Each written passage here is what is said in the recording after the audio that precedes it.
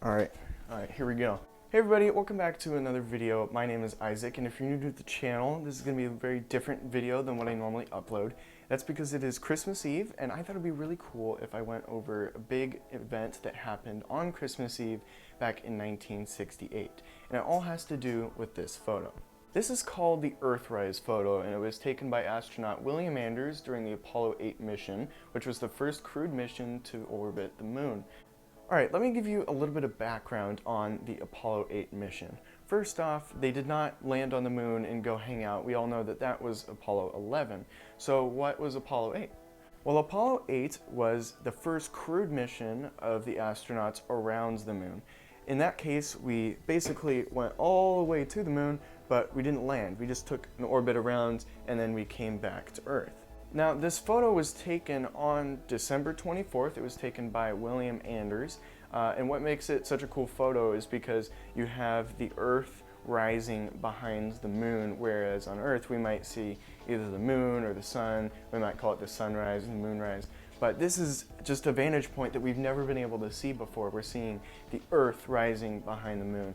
And it just makes for this really cool photo, and it's everything that's ever happened in human history has all happened on this blue dot in the middle of this black void. That's what you're looking at, and it's just such a cool photo. It's been named the most environmentally influential photo ever taken by some people, and that's just because when you look at this photo you realize, man, we gotta take care of that little blue dot in the sky.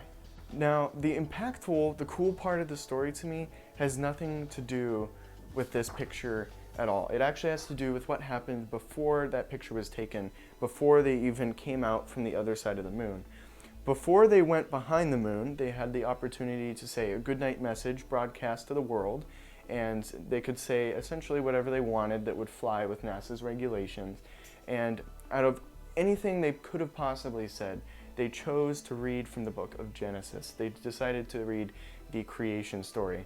And I just think that that's the coolest thing. Because if you're not aware, nowadays in the scientific community, you're either Christian and you are not scientist, or you are scientist and you're atheist. Like, there's always this clash that we have today. And this is such a cool story because we have the pinnacle of modern engineering and science going into sending these astronauts around the moon, which is just an incredible feat of engineering and science.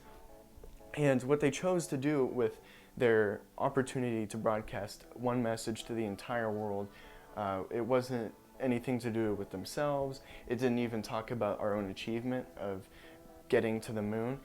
They decided to read from the book of Genesis. They decided to read the creation story. And I just think that that's the coolest thing, because you have this monumental scientific achievement and you have religion, and they can coexist, which is something that we don't see a lot of today. So we're going to close out this video here by playing the audio and video from that broadcast, and just take this opportunity to think about how cool it is that we have science and religion coexisting. We have this monumental achievement, and we also have religion that are able to coexist in this moment and just make this really cool broadcast. So I wish everybody Merry Christmas. Check out this audio. We are now approaching lunar sunrise, and for all the people back on Earth, the crew of Apollo 8 has a message that we would like to send to you. In the beginning, God created the heaven and the earth. And the earth was without form and void, and darkness was upon the face of the deep. And the Spirit of God moved upon the face of the waters. And God said, "Let there be light."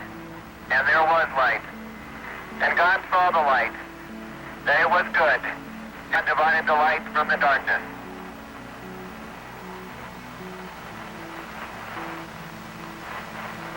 And God called the light day, and the darkness he called night, and the evening and the morning were the first day. And God said, "Let there be a firmament in the midst of the waters, and let it divide the waters from the waters." And God made the firmament, and divided the waters which were under the firmament from the waters which which were above the firmament. And it was so. And God called the firmament heaven. And the evening and the morning were the second day.